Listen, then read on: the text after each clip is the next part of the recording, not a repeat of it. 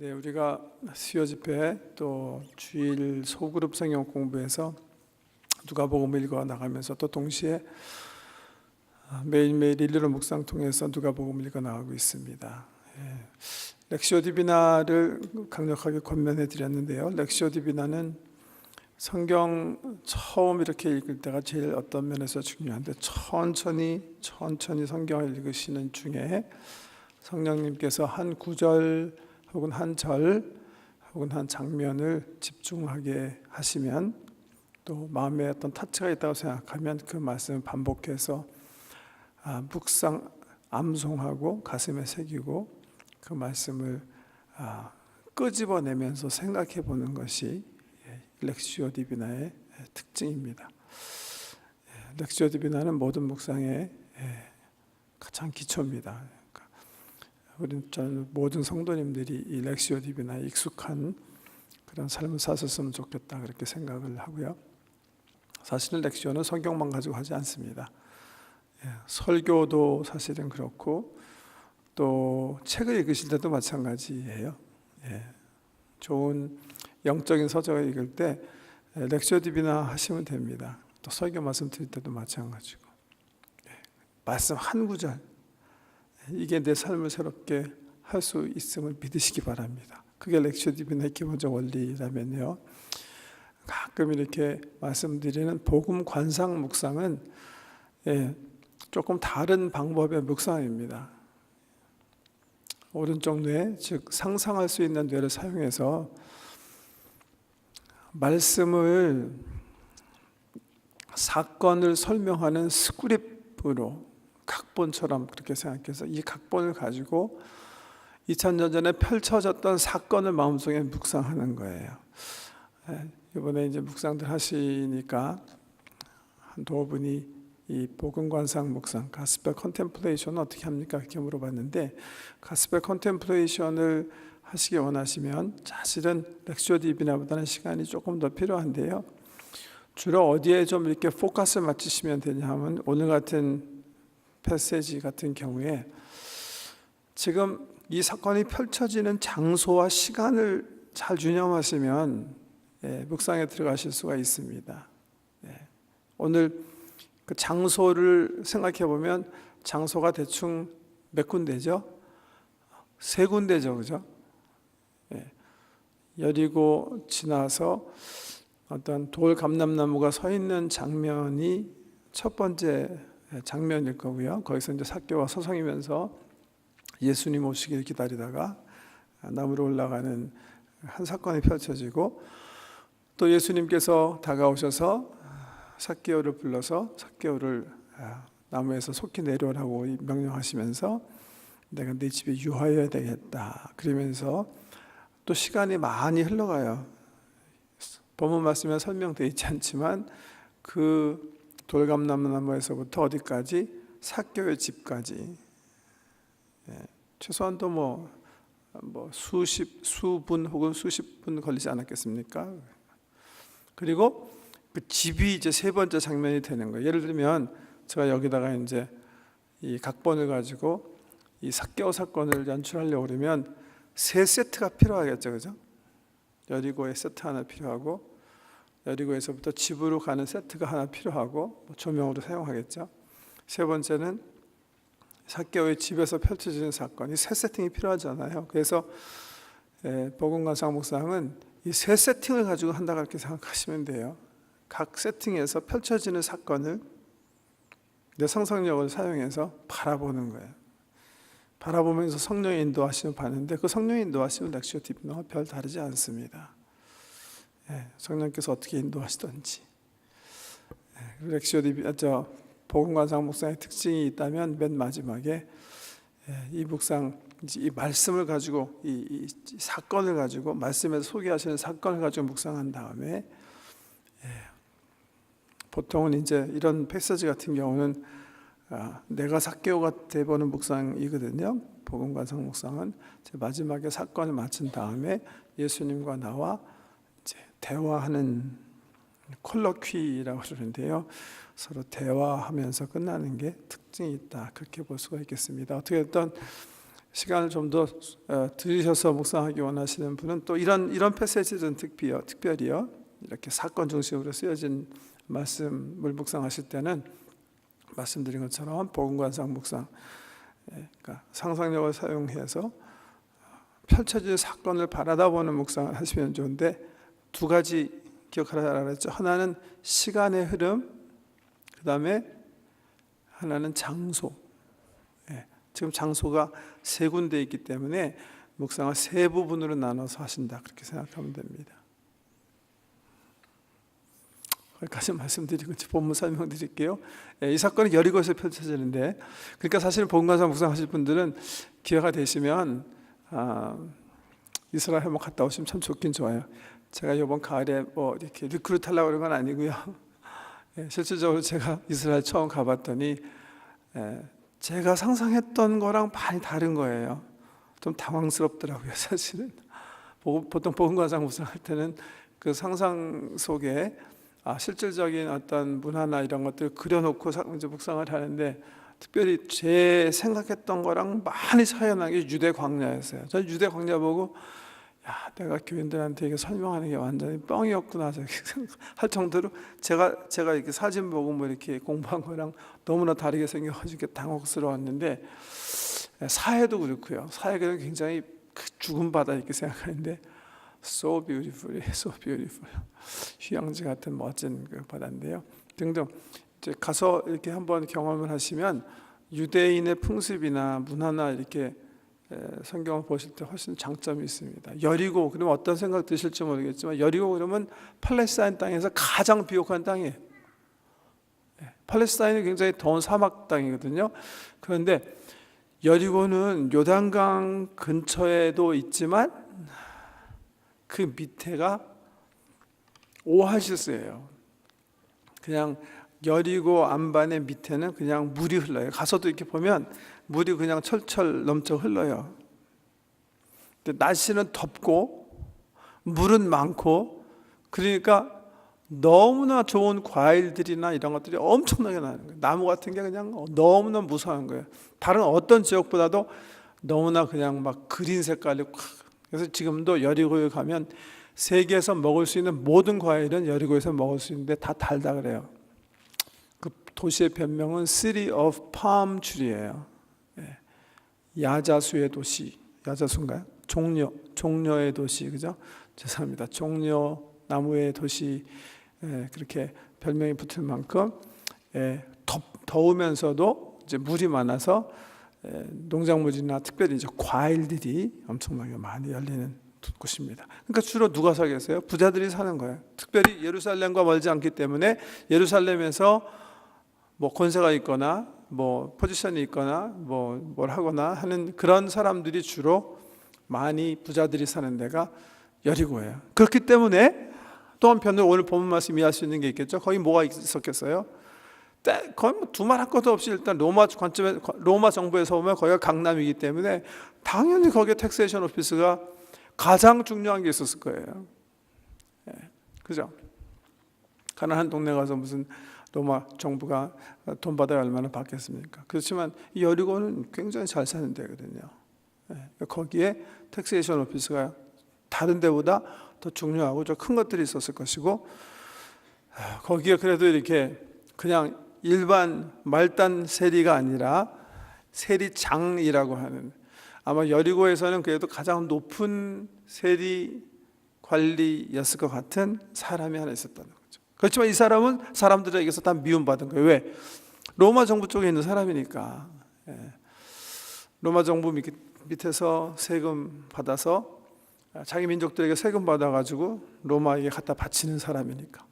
근데 유대인들이 당시에 세리를 아주 싫어하고 막 죄인 취급한 이유가 있습니다. 뭐 세금, 정부 공무원이니까 미워할 이유가 없는데, 왜 그랬냐면 로마 정부가 사용한 세금 징수 방법이 소위 프랜차이즈 시스템이었기 때문에 그런 거예요. 프랜차이즈 시스템. 이게 무슨 말이냐면 로마 정부가 이제 얘기하는 거예요. 오케이, 팔레스타인 지방에 세금을 걷어야 되는데 1억을 걷자. 그렇게 계획해서 이제 발표를 하면, 그 1억을 감당할 그 권세자들이 이제 입찰을 하는 거예요. 그래서 그걸 따요. 그러면 이 사람들이 그 텍스 1억을 증수하기 위해서 또 사람들 고용하고 뭐 등등 해야 될 거 아닙니까? 그러니까 로마한테는 1억을 줘야 되지만 자기가 실질적으로 걷는 건 한 2억쯤 됐다는 거예요. 그래야 자기도 먹고 로마 1억 주고 또 나머지 또 나눠줘야 되니까. 그래서 이 사람은 또 나름대로 또 프랜차이즈를 만들어가지고 밑에 사람들 이렇게 해가지고 너는 이 지역에서 1,000만 원 이렇게 걷어와라. 그렇게 하는 거죠.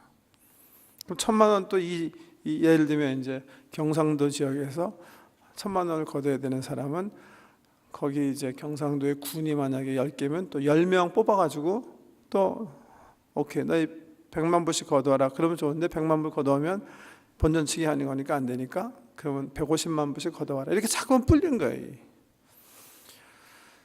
그래서 실질적으로 로마 정부가 1억을 팔레스타인에서 만약에 받아야 한다면 어떨 때는 항상 그러지 않았겠지만요, 국민들에게 팔레스타인에 사는 주민들에게 거치는 거는 4억까지 될 정도로 중간에 프랜차이즈들이 뜯어먹는 게 많았더라고요.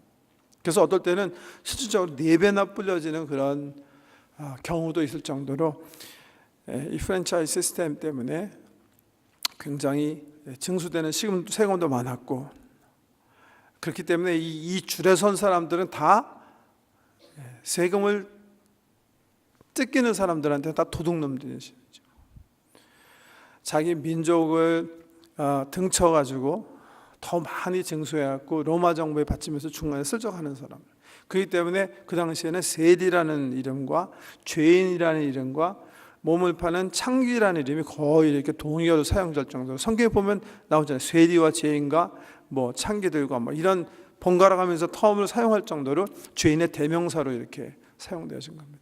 이 세리장이었던 이 삭개오는요, 여리고라는 도시에서는 꽤 알려진, 다른 사람이 금방 레코그나이즈 할 수 있는 그런 사람이었을 거예요. 그 세무소의 장이었기 때문에.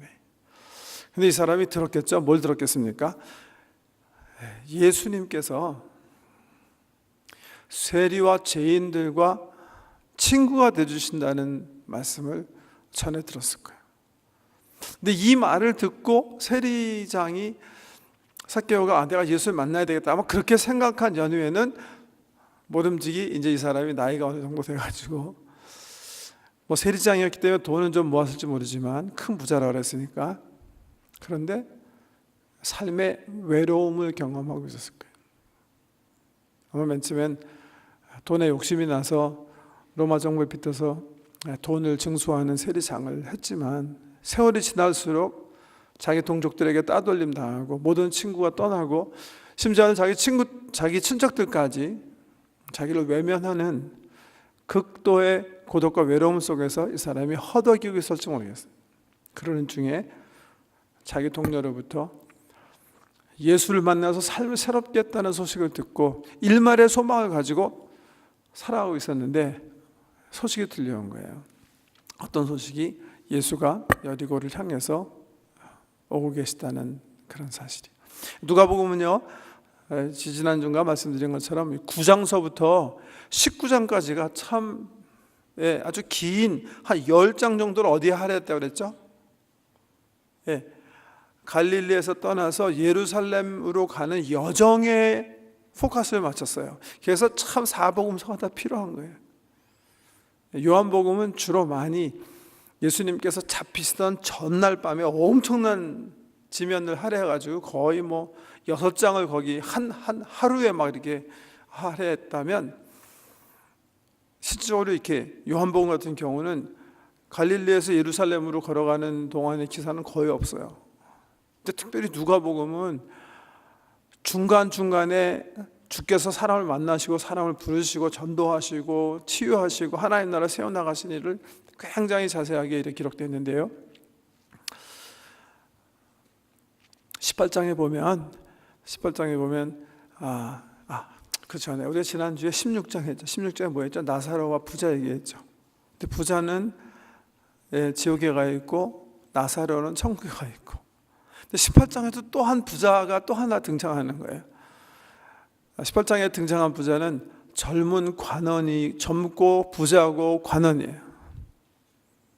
그래서 예수님 이렇게 보시면서 굉장히 이렇게 사랑스럽게 느꼈던 그런 젊은이인데, 이 젊은이도 이제 마음에 어떤 그 외로움을 느끼고 갈증을 느끼고 주님께 찾아와서 묻는 거예요. 주님, 내가 어떻게 해서 영생을 얻겠습니까? 그러니까 주님께서 너 성경에 얘기하는 계명 다 지켰냐? 네, 제가 다 지켰습니다. 그래? 그럼 네가 한 가지 부족한 게 있다. 네 모든 재산을 팔아서 가난한 사람에게 나눠주고 나를 쫓아라. 그 말씀을 듣고 이 부자 청년이요, 굉장히 이렇게 너무 큰 부담감을 느껴요. 그래서 그 말씀대로 살 수 없었기 때문에 다시 오던 길을 돌이켜서 자기 길로 갑니다. 그 청년을 주님께서 깊이 사랑하시면서 그 뒤를 보시면서 제자들에게 하신 말씀이 그 유명한 말씀이에요. 얘들아, 부자가 하나님 나라에 들어가는 것이 마치 낙타가 바늘기로 들어가는 것만큼 힘들다. 그런데 사람은 하지 못하지만 하나님은 하실 수가 있다, 이런 말씀하시는데요. 16장, 18장 둘 다 이렇게 부자들이 주님을 쫓지 못하고 정말 이렇게 패배자로 남는데, 여기 삭개오라는 부자가 이제 정말 이렇게 새로운 역사를 펼쳐나가는 게 오늘 본 말씀입니다. 여리고에 큰 부자 있는데요, 이 사람이 주님을 만나기 위해서 아주 중대한 결심을 하는 거예요. 사실 이 말씀 보면 삭개오가 먼저 예수님을 찾는 거예요. 예수님 부르기 전에 삭개오가 예수님을 만나기 위해서 그 여리고 동구 밖으로 나갔던 것 같아요. 본 말씀 자세히 보시면요, 이제 18장에서 펼쳐진 얘기가 바로 전 기사가 한 시각장애인이, 눈을 전혀 못 보는 시각장애인이 예수님 오신다는 소리를 듣고 막 소리 질러요. 다윗의 자손 예수야 나를 불쌍히 여기소서. 사람들이 조용해 하는데 막 소리 질러가지고서는 주님께서 이 눈을 뜨게 해서 살아나는 그런 역사가 기록되어 있는데, 그게 바로 여리고 바로 전에 일어나는 일이고요. 오늘 본 말씀은 19절에 보면 예수님께서 여리고로 들어가, 영어 성경에 보면 Jesus entered and passed through 이렇게 되어 있어요. 여리고에서는 별로 아주 중요한 일들이 별로 일어나지 않았다는 얘기인데요, 아주 부자 도시고 뭔가 정말 뭐가 일어날지도 모르는 그런 도시인데, 실제로 그 전에 여리고 들어가시기 전에 한 사건이 일어났고, 여리고 패스로 한 다음에 거기서 기다리고 있던 사람이 삭개오. 그러니까 삭개오는 여리고에 살았지만 여리고 전이나 여리고에서는 사람들이 많기 때문에 아마 여리고 pass through 해서 예루살렘으로 향하는 여리고의 길목에서 예수님을 만나야 되겠다, 그렇게 생각한 것 같아요. 근데 삭개오의 생각이 좀 빗나간 것 같죠. 왜? 거기 가보니까 사람이 여전히 엄청나게 많은 거예요. 근데 이 삭개오는 키가 작았기 때문에 사람이 많은 가운데서 예수님 볼 수가 없었어요. 그래서 삭개오가 아주 용기 있는 결단을 합니다. 뭐 관둘 수도 있잖아요. 나이도 들었고 뭐 예수 한번 본다고 해서 무슨 별일 날 것도 아닌데, 그렇지만 예수라는 분의 일만의 그 희망을 걸고 삭개오가 용기 있게 내가 한번 봐야 되겠다 하는 굳은 결심을 하고 이 돌 감람나무를 이렇게 올라갑니다. 옛날 성경에 보면 우리 한국 성경에 뽕나무다 그랬는데, 역시 이제 우리 한국 학자들이 가서 나무 보니까 뽕나무가 아닌 거예요. 시카모 추인데 이게 돌무화과 나무. 그러니까 옛날에 목사님들이 그러시더라고요. 제가 지금 이제 뽕나무는 올라갈 수가 없대요. 그래서 참 어떻게 이스라엘 뽕나무는 어떻게 생겼길래 사람이 올라가서 숨을 수 있는가, 뭐 그런 질문들을 하셨는데, 그게 이제 잘못된 번역이었고, 실질적으로 이제 돌무화과 나무인데, 돌무화과 나무는 첫째는 이 가지가 두꺼우면서도 낮아요. 그래서 어른이 쉽게 나무를 타고 올라갈 수 있는 그런 나무입니다. 삭개오가 올라가서 기다리고 있는 거예요. 뭐 가슴이 하면서 기다리고 있었는데, 드디어 기다리던 예수님께 접근합니다. 그런데 지나가실 줄 알았던 예수님께서 멈춰 쓴 거예요. 그러더니 시선을 돌감나무 위에 앉아있는, 돌무화과 나무 위에 있는 삭개오, 자기에게 딱 두시는 거예요. 예수의 시선과 함께 예수를 수행하던 우리 제자 공동체, 엄청나게 많은 사람입니다, 여러분. 우리가 공부한 것처럼 이미 갈릴리에서부터 예수님은 70명 이상의 12명 이외에 70명의 전도대를 파송할 만큼 사람들을 끌고 지금 예루살렘에 향하시는 거거든요. 그 모든 인파, 그 다음에 환영하기 위해서, 예수를 구경하기 위해서 나온 모든 인파들이 딱 삭개오를 바라봤을 거예요. 근데 예수님께서 갑자기 삭개오의 이름을 부르시면서, 삭개오는 전에 한 번도 예수를 만난 적이 없는데 그 이름을 부르시면서 얘기하시는 거예요. 삭개오야, 속히 내려오너라. 내가 오늘 네 집에 유하여야 되겠다. 그 말씀을 듣고 삭개오는 정말 혼비백산이었을 거예요. 어떻게 내려왔는지 모르지만 예수님께서, 죄인의 친구고 우리 친구들을 삶을 새롭게 했다는 그 예수가 자기 집에 오시겠다는 말을 듣고 흥분된 마음을 이기지 못하고 돌무화과 나무에서 내려왔을 거예요. 그리고 예수님이 수행하는 많은 사람들과 함께 정말 떨리는 가슴을 가지고 자기 집으로 걸어가게 되는 거예요. 저는 이 말씀을 대할 때마다, 이제 묵상할 때마다, 이제 예수님께서 삭개오가 그 무화과 나무에서 내려온 순간서부터 다시 여리고 자기 집으로 예수님과 함께 가기까지에 대한 생각을 참 많이 해요. 왜냐하면 뭔가 엄청난 일이 벌어졌던 것 같아요. 최소한도 삭개오에게는. 그래서 무슨 대화가 있었는지, 대화는 기록되어 있지 않고요. 침묵 속에서 걸었는지, 무슨 예수님과 대화를 했는지 알 수는 없습니다만은, 그런데 그게 글쎄 5분이었을까 10분이었을까 15분이었을까 잘 모르겠는데요, 삭개오가 집에 도착하자마자 엄청난 결정을 발표하는 거예요. 우리 예수님께 말씀드리는 거예요. 뭐라고요? 예수님, 제가 가진 전 재산의 반을 가난한 사람에게 나눠주겠습니다.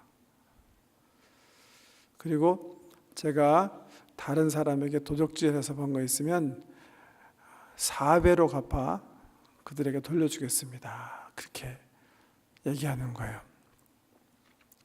뭔가 벌어지긴 벌어졌죠, 그죠? 아니면 이렇게 엄청난 얘기를 할 수 없잖아요, 그죠? 이 사람이 율법대로 살지 못했기 때문에 율법대로 산다고 작정을 했더라면, 사실은 자기가 도둑질한 물건이 있으면 그 도둑질한 금액 플러스 5분의 1을 배상하면 되게 돼 있어요. 언제? 내가 스스로 자수할 때. 그 성경 말씀이 있어요.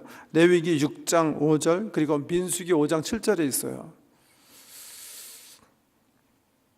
내가 이렇게 도둑질하다 걸리거나 딴 사람이 신고해가지고서 내가 수사받아서 물어볼 때는 더블을 내게 돼 있어요.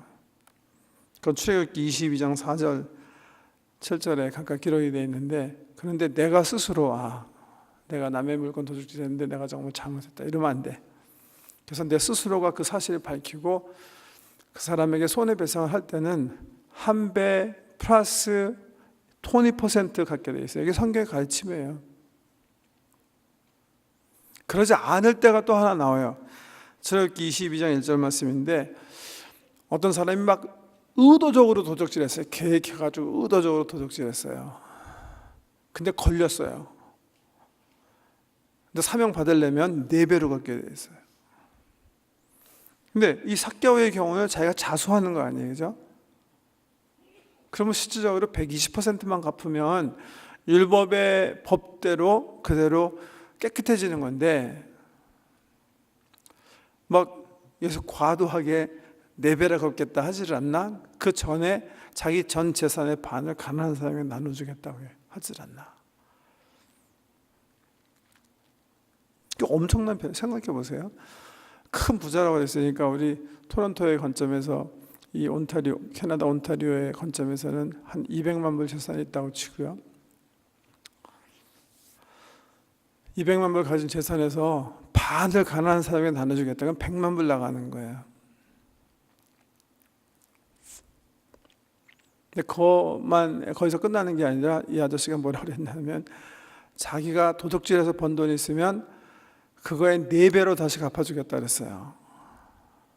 그래서 이제 많은 학자들이 4배라는 게, 아까 말씀드린 것처럼 로마 정부가 이 프랜차이즈 했을 때 정말 월스 타임에 4배까지 증수했다는, 아마 거기에 기초이지 않았을까 이렇게들 생각하는데요. 4배가 한번 여러분 생각해 보세요. 내가 지금 200만 불 부자예요. 한 15년, 20년 세금장이 하면서 벌었어요. 그 돈 가운데 여러분, 내가 토색해서 번 돈이 어느 정도 될까요? 근데 이게 계산해 보면 굉장히 이게 끔찍한 얘기거든요. 왜? 만약에 삭개오가 번 200만 불 가운데 정말 못되게 버는 돈이 25만 불 있어요. 10분의 1이 있어요. 10분의 1. 아니 9분의 1 정도가 돼요. 그럼 어떻게 되는 거예요? 그러면 삭개오는 그날 뱅크럽 하는 거예요. 200만 불 그냥 날아가 버리는 거예요. 엄청난 헌신인 거예요, 이건.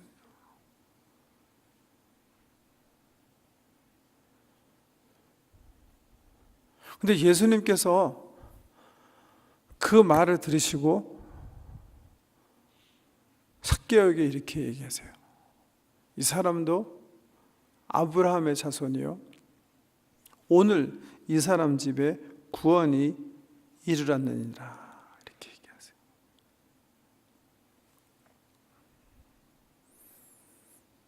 삭개오가 얻은 구원이 뭔가 잘 생각해 보셔야 돼요. 이 사람은 불의로 돈 많이 챙겨가지고 엄청난 불을 이룬 사람이에요. 예수 만나서 구원을 얻어요. 그 대신에 불의한 재산은 어떻게 되는 거예요? 파산되는 거예요. 이게 누가복음 19장 삭개오에서 얘기하는 구원이에요.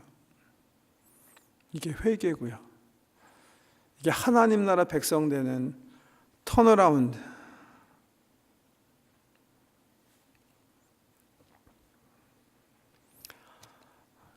이런 일이, 이런 변화가 저는 언제 일어났냐면 삭개오가 나무에서 내려와서 여리고 자기 집으로 돌아가는 한 10분, 15분 사이에 일어났을 것이다. 그렇게 생각해요. 그래서 그 장면이 저는 참 인트레스팅한 거예요. What happened? 어떤 컨버세이션이 거기 있었을까?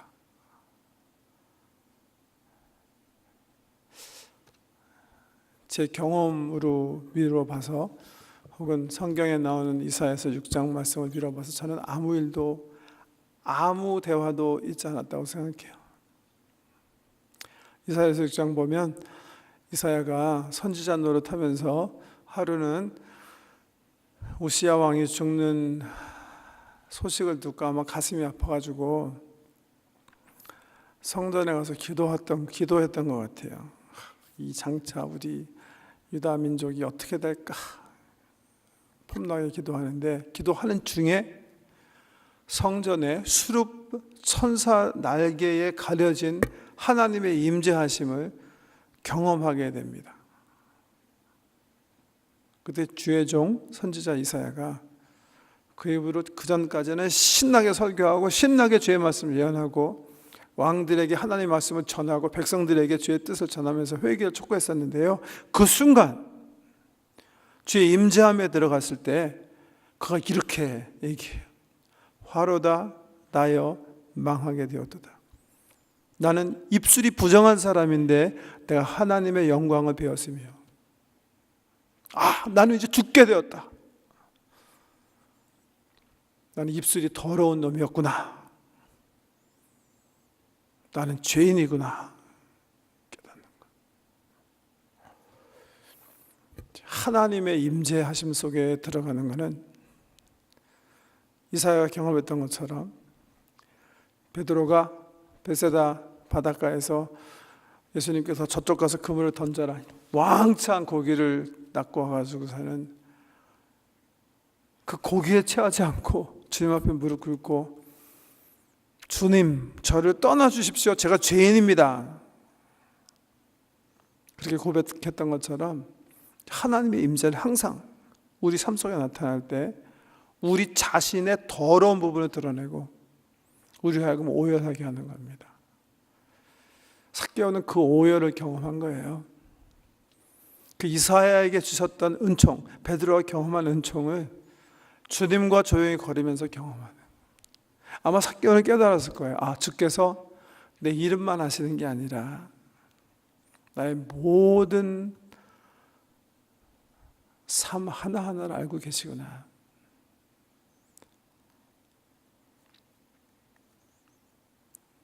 철저한 수치감과 죄송스러운 마음으로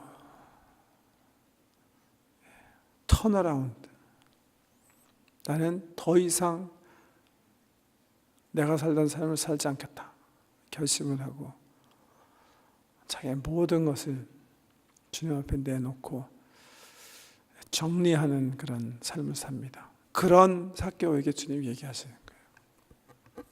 내가 이런 잃은 자를 찾으러 왔다. 이 사람도 아브라함 자손이요, 오늘 이 사람 집에 구원이 임했다. 구원이 뭔가 생각하게 하는 귀한 사건입니다. 한번 잠시 우리 기도 드리기 원하는데요. 만약 우리 예수님께서 지금 내 방에 찾아오셔서 김장로야, 이 집사야, 박권사야, 한 목사야, 내가 너와 좀 함께 있어야 되겠다, 그렇게 말씀하시고 함께 하시면 우리 삶 속에 어떤 일이 일어날까 한번 생각해 보시고요.